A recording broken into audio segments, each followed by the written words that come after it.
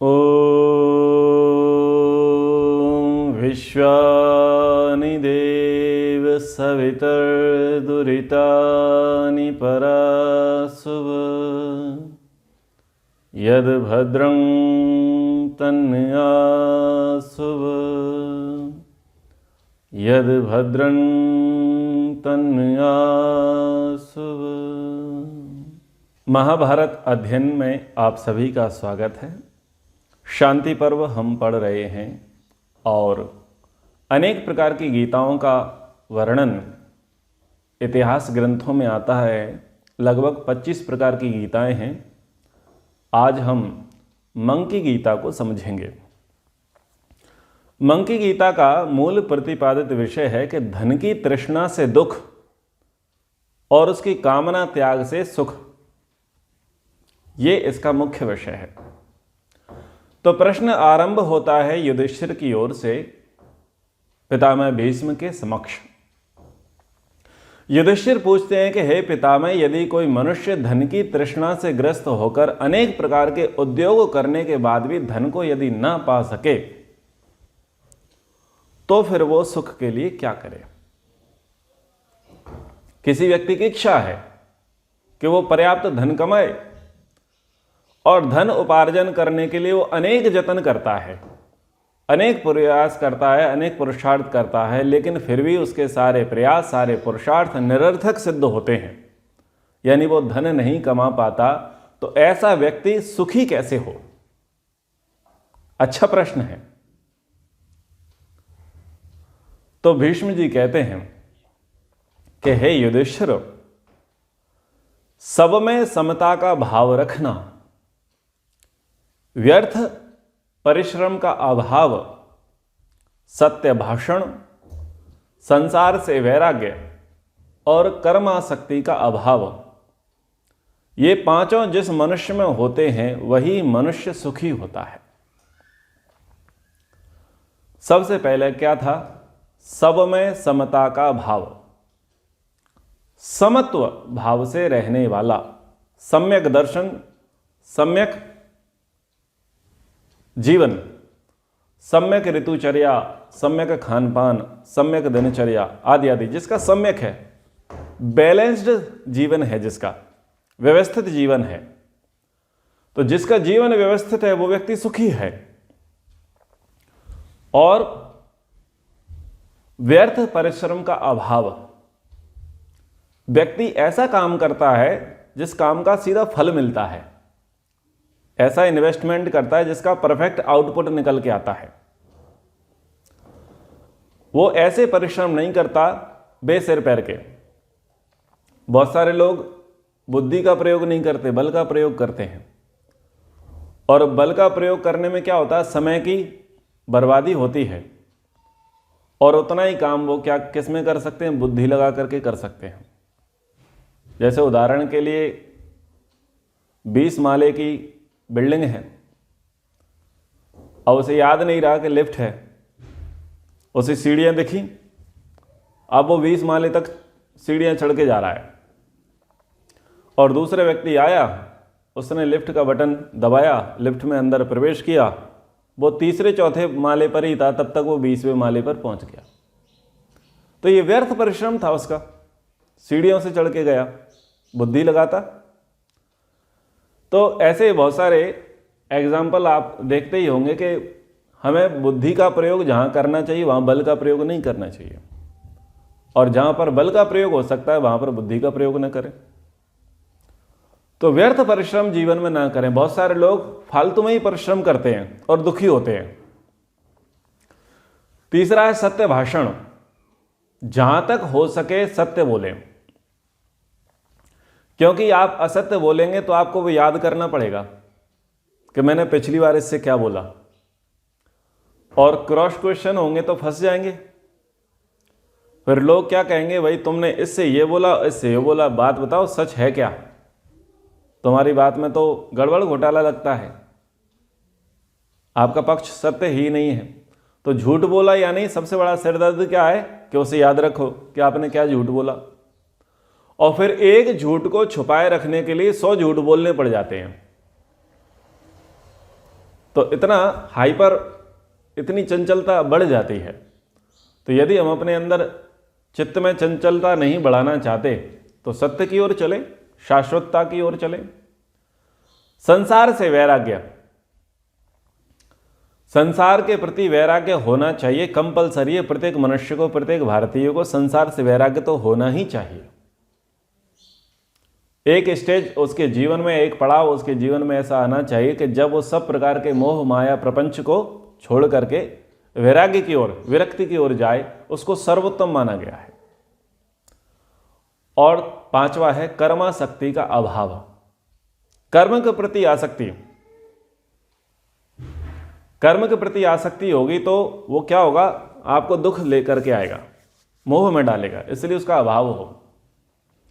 तो ये पांचों बातें जिस मनुष्य में होती हैं वो सुखी होता है।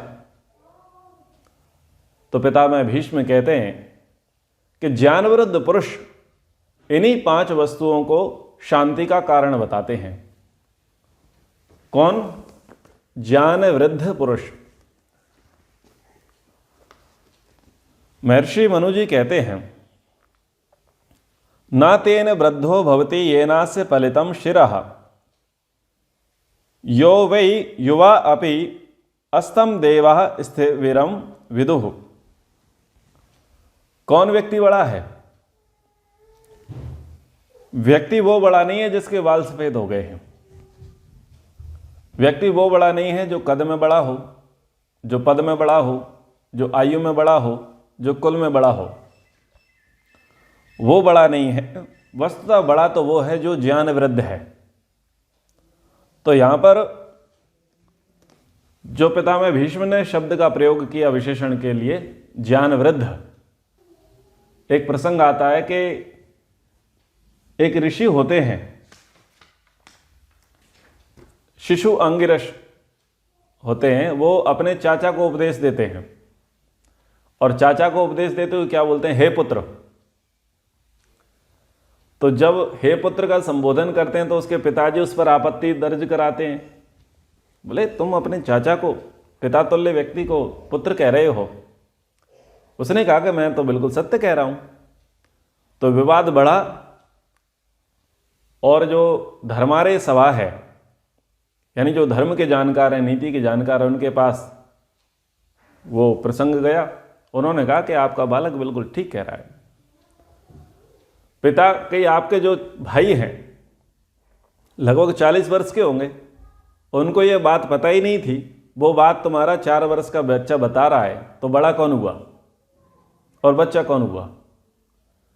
तो ज्ञान वृद्ध यानी जो अधिक ज्ञानवान है उसको वृद्ध कहा गया है। तो पितामह भीष्म कहते हैं कि ज्ञान वृद्ध पुरुष जो हैं वो इन्हीं पांचों बातों को बताते हैं। यही पांचों चीजें शांति का कारण है।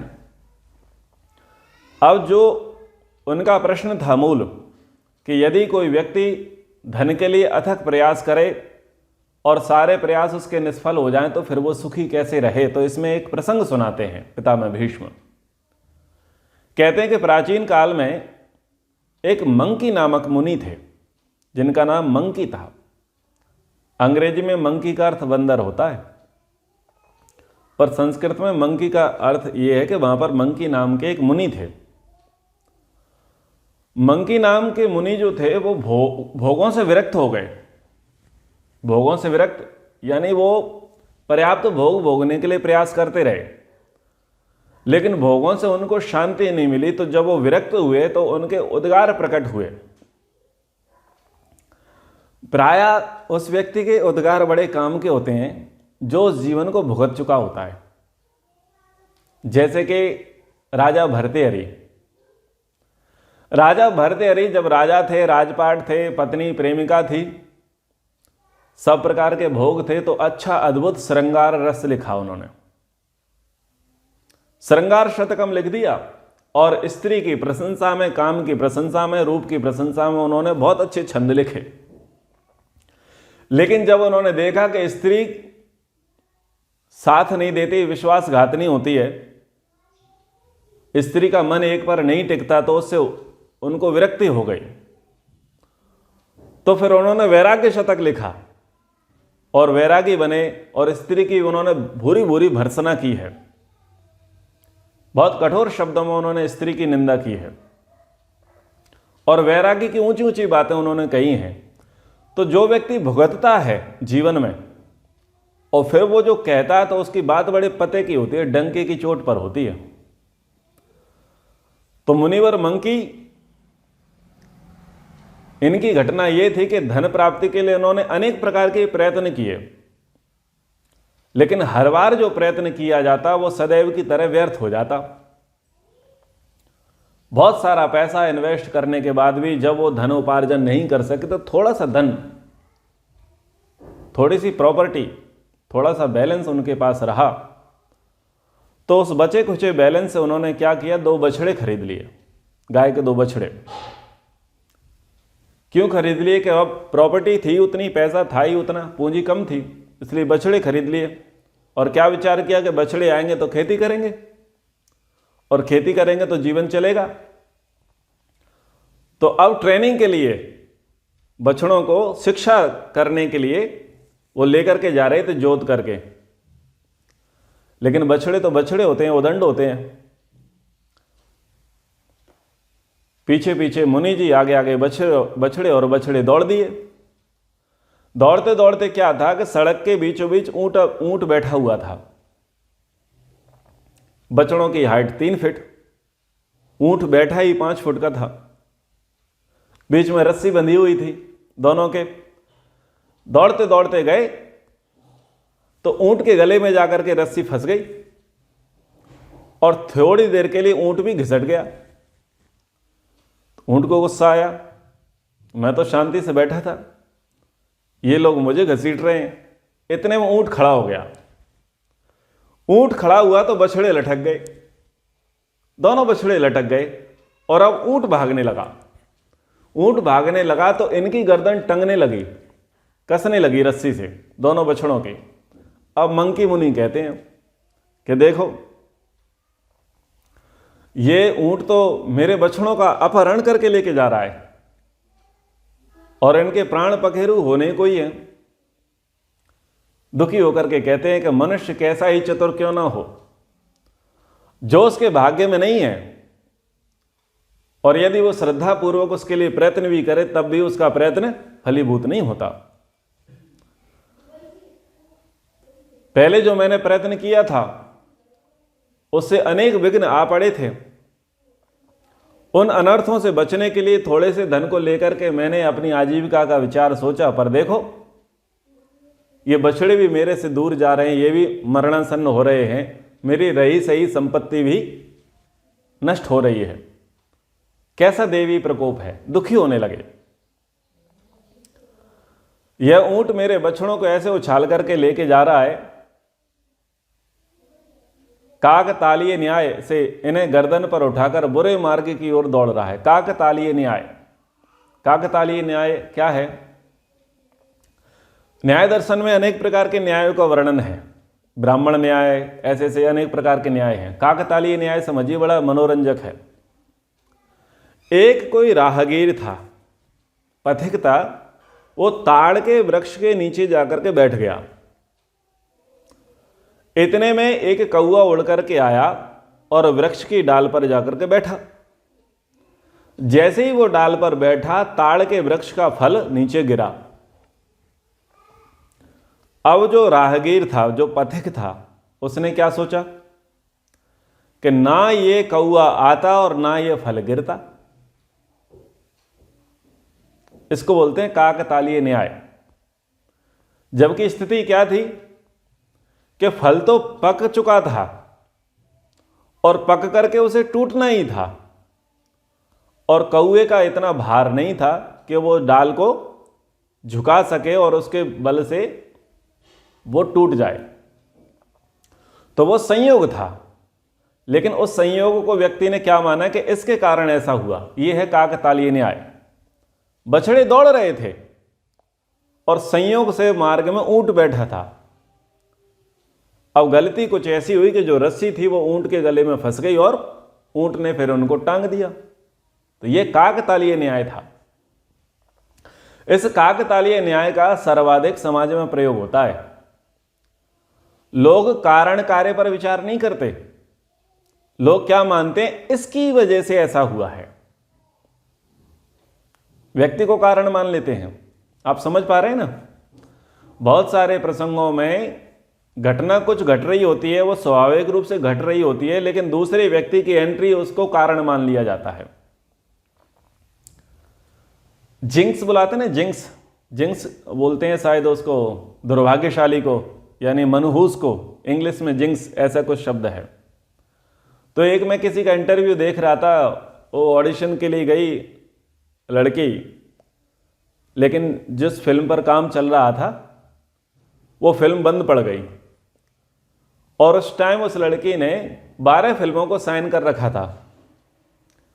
तो वहाँ के डायरेक्टर प्रोड्यूसर ने बोला कि अभी तक तो कोई फिल्म बंद पड़ी नहीं, थिएटर में इसके पैर पड़े हैं, इसके कारण वो फिल्म बंद हो गई, इसलिए 12 की 12 फिल्मों से जो साइन किया था उसको निकाल दिया गया।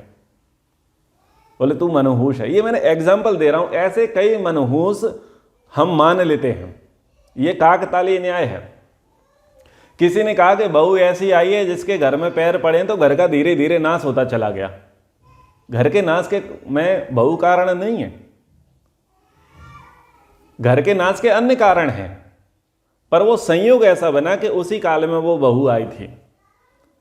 ऐसे क्या होता है कि बेटी का जन्म होता है, बेटी का जन्म होता है तो लोग क्या मानते हैं कि अभी तक तो भाग्य ठीक नहीं थे, लेकिन बेटी भाग्य लेकर के आई और माता पिता की समृद्धि आ गई है। ऐसा नहीं है, बेटी के जन्मते ही माता पिता की समृद्धि नहीं है, ये संयोग मात्र है। वो बहुत पहले से पुरुषार्थ कर रहे थे, प्रयास कर रहे थे, उनके फल का वो समय आ गया था। वो संयोग ऐसा हुआ कि घर में बेटी जन्मी। लेकिन देखने वाले व्यक्ति क्या देखता है कि अभी तक तो इनकी उपलब्धि नहीं हुई थी, इनकी प्रोग्रेस नहीं हुई थी, लेकिन इनके घर में बेटी ने जन्म लिया और उसके जन्म लेते ही इनके भाग्य खुल गए। ये काकतालीय न्याय है। ऐसे ही कहते हैं कि गरीब घर था, गरीब घर में बेटी ब्याही थी, लेकिन देखो बहू के पैर ऐसे पड़े कि महल अटारियां खड़ी हो गई। ऐसा भी नहीं है, यह मान्यता भी गलत है।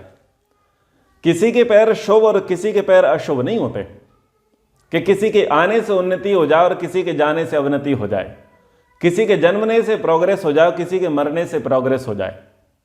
यह है मूल सिद्धांत। कारण कार्य को समझना चाहिए। तो काकतालीय न्याय है, यानी संयोग था, उसमें उसका कोई लाभ, उसमें उसका कोई हाथ नहीं था, उसका कोई प्रभाव नहीं था। वो घटना तो घट ही रही थी। जैसे वो ताड़ के वृक्ष से फल जो गिरा, वो फल इसलिए गिरा क्योंकि वो पक चुका था, और आज न कल उसे गिरना ही था। लेकिन राहगीर ने क्या मान लिया कि कौए के आने से ये गिर गया। तो ये काकतालीय न्याय पर इसीलिए मैंने ये दृष्टांत दिए क्योंकि ये समाज में सर्वाधिक प्रचलित है।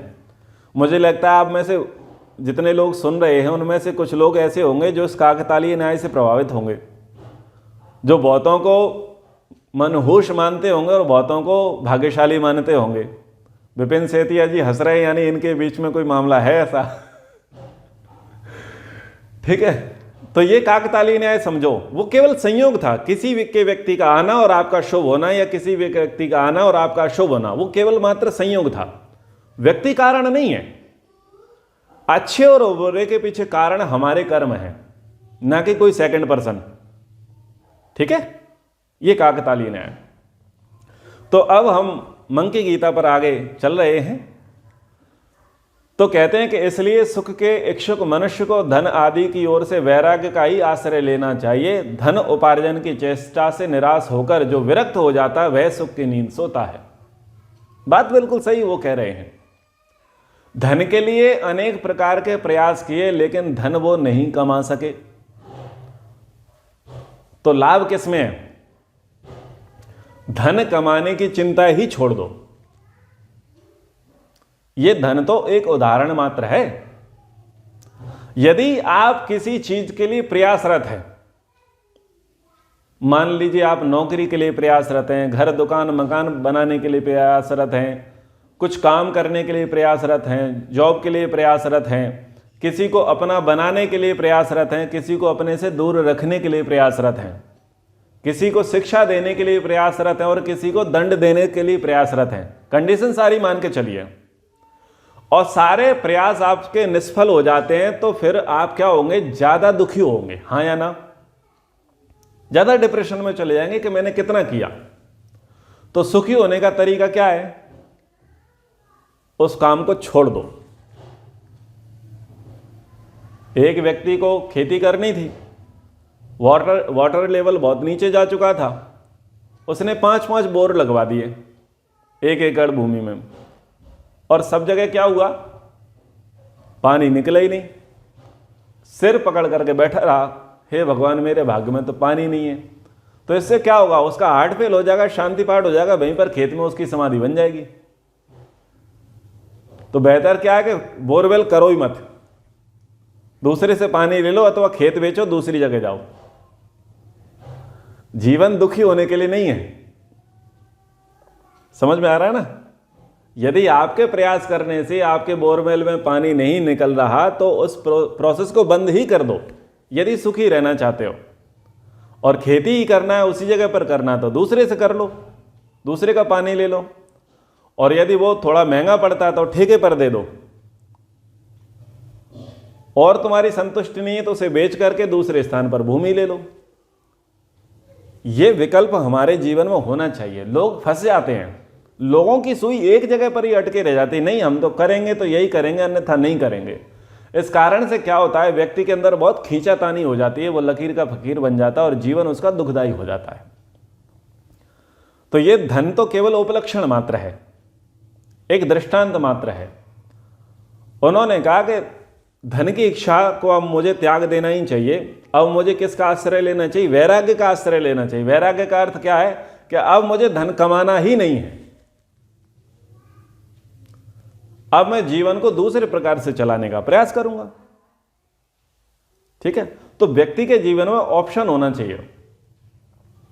जो मनुष्य अपनी संपूर्ण कामनाओं को पूर्ण कर लेता है और जो इन सब का केवल त्याग कर देता है, इन दोनों के कार्यों में समस्त कामनाओं को प्राप्त करने की अपेक्षा उनका त्याग ही श्रेष्ठ है। मैं एक एग्जाम्पल अपने जीवन का देता हूं, बड़ा दुखद और मनोरंजक दृष्टांत है। इतनी सारी डिग्रीज कर लेने के बाद हमको सवर्ण होने का अभिशाप मिला और आरक्षण की मार के कारण हमारी जॉब न लगी। कितने जतन करने के बावजूद भी, कितने फॉर्म कंपटीशन की तैयारी करने के बावजूद भी हम पीछे रहे।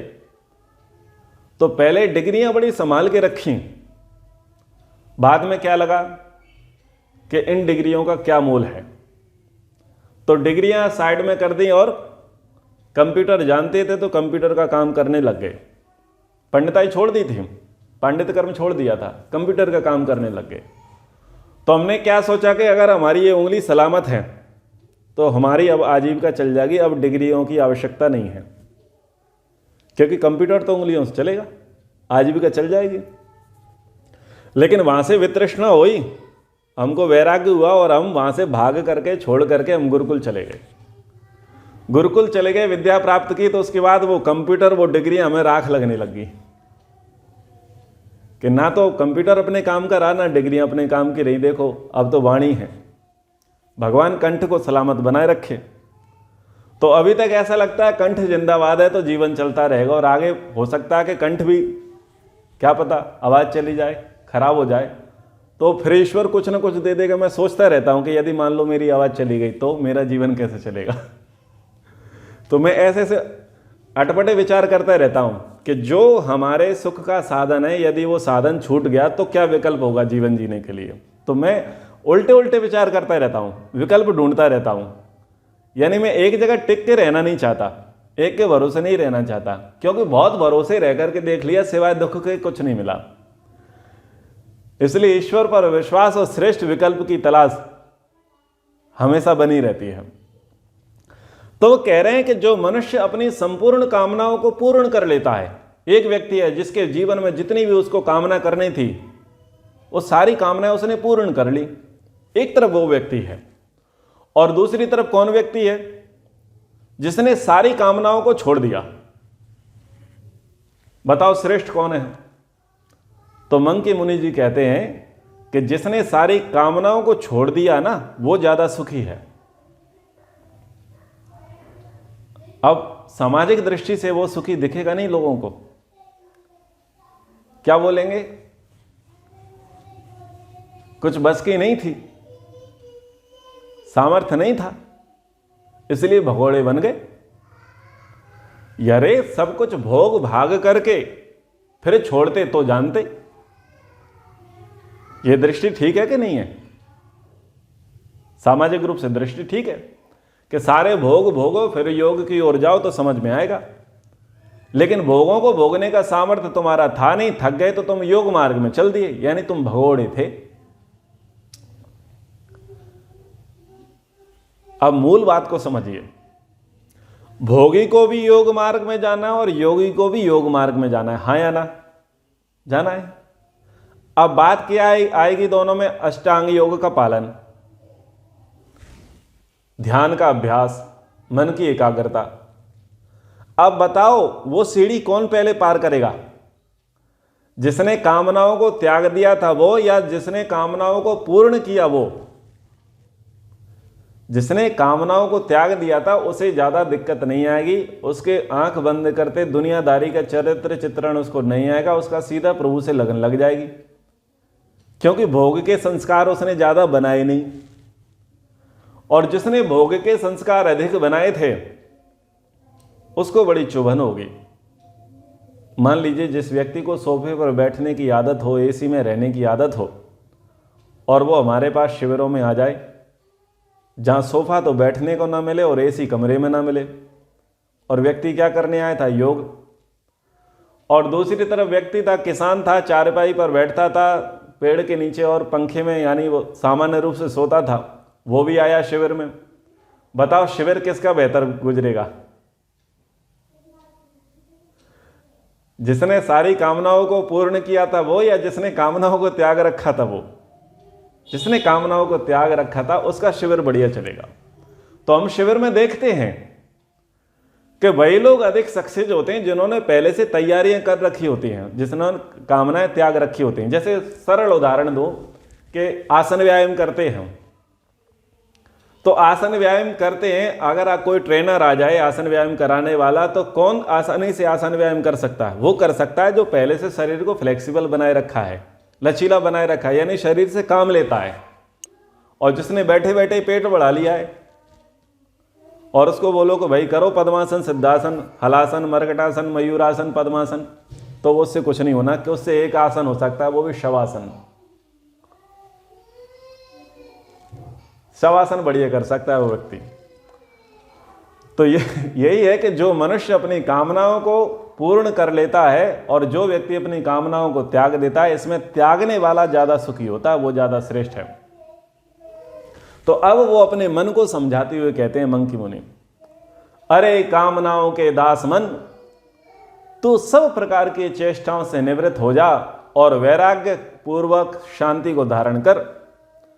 तू धन प्राप्ति के लिए बार बार प्रयत्न करके ठगा गया है, तो भी तुझे इससे वैराग्य क्यों नहीं होता? वो अपने मन को समझाता है। पहले के समय पीछे के मनुष्य भी कभी कामनाओं का पार नहीं पा सके, और हमने भी सारे प्रयोजन करके सारे कर्मों को देखा और सबको त्याग करके अब हम भी सावधान हो गए हैं। इसलिए हे मन, तू अब पूर्णतया वैराग्य की ओर लग जा, कामना की ओर मत लग। यानी जीवात्मा वो अपने मन को कह रहा है, हे काम, मैं तेरे मूल को अच्छे से जानता हूं। ना त्वं संकल्पयिष्यामि समूलो ना भविष्यति। अब मैं तेरे संकल्प को नहीं करूंगा जिससे तू समूल नष्ट हो जाएगा। काम किससे उत्पन्न होता है? काम संकल्प से उत्पन्न होता है। भोगों की इच्छा किससे होती है? संकल्प से। जब हम संकल्प ही नहीं करेंगे तो भोगों की इच्छा होगी ही नहीं। पहले भी कक्षा में बताया था ना कि जो काम का वेग आता है वो सहसा नहीं आता कि रूपवान स्त्री को देखेंगे, रूपवान पुरुष को देखेंगे तो कामासक्ति हो जाएगी, ऐसा होता नहीं है। पहले संकल्प होता है, पहले इच्छाएं होती हैं। इच्छाएं होती हैं, फिर वो आलम्बन आता है, आलम्बन आता है तो फिर उसका प्रभाव पड़ता है।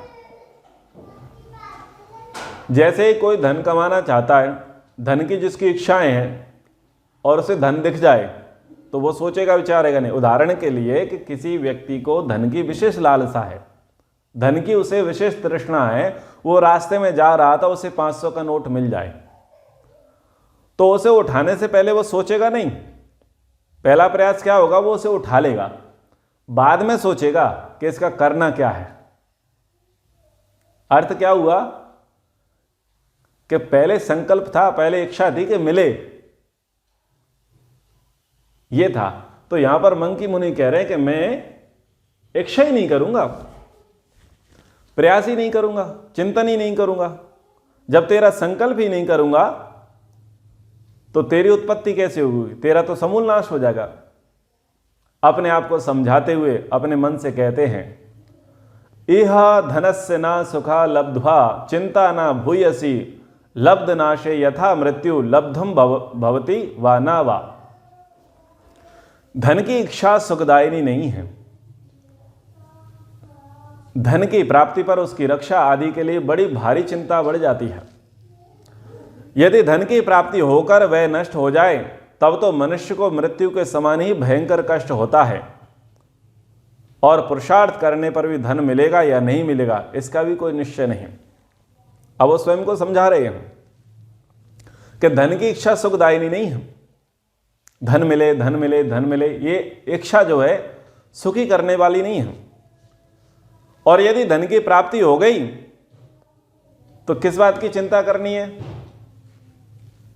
उसके रख रखाव की, उसकी सुरक्षा की चिंता करनी है, उसकी चिंता बढ़ जाएगी। आप 2 वस्त्रों में रेल में यात्रा करो, बैग में केवल खाने पीने की चीजें हैं, बोरी बिस्तर है, ज्यादा कुछ नहीं है। आप यात्रा करो, आपकी नींद अच्छी लगेगी। लेकिन 50,000 रुपए रखे हो, आपका लैपटॉप रखा हो, कीमती साधन आप पहने हो, आभूषण पहने हो, फिर देखो आपको नींद आएगी क्या? नींद उड़ जाएगी ना। किसकी रक्षा में नींद उड़ गई? जो धन था उसकी रक्षा में नींद उड़ गई। आप अपने घर से 4 दिन के लिए बाहर जाना चाहते हैं तो यदि घर में कीमती वस्तु नहीं है तो एक ताले से भी काम चल जाएगा। लेकिन यदि घर में कीमती सामान भरा पड़ा है तो कई ताले लगाने पड़ेंगे और एक व्यक्ति को वहां रुकना भी पड़ेगा, और वो भी अकेले नहीं रुकना पड़ेगा, हथियार भी लेना पड़ेगा। यानी जितना ज्यादा माल उतनी बड़ी सुरक्षा। तो टेंशन बढ़ रही है कि नहीं बढ़ रही है? टेंशन बढ़ जाती है। एक तरफ बाबा जी हैं और एक तरफ सेठ जी, दोनों यात्रा करें तो बाबा जी मस्त रहेंगे और सेठ जी त्रस्त रहेंगे। तो दोनों में अंतर है। तो यदि धन की प्राप्ति होकर वह नष्ट हो जाए तब तो मनुष्य के मृत्यु के समान भयंकर कष्ट आ जाता है। धन की इच्छा की, बहुत पैसा कमाया और पैसा कमाने के बाद धन नष्ट हो गया। एक व्यक्ति था, पति पत्नी थे।